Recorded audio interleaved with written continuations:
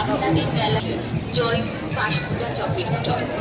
মেদিনীপুর জেলার পাঁশকুড়ার সেই বিখ্যাত চপ জয়গুরু পাঁশকুড়ার চপ। আমরা বিভিন্ন শহরে বিভিন্ন মেলায় মেলায় এই জয়গুরু পাঁশকুড়ার চপ বহু সমাদর পদ্ধতির সহিত বিক্রয় করে থাকি।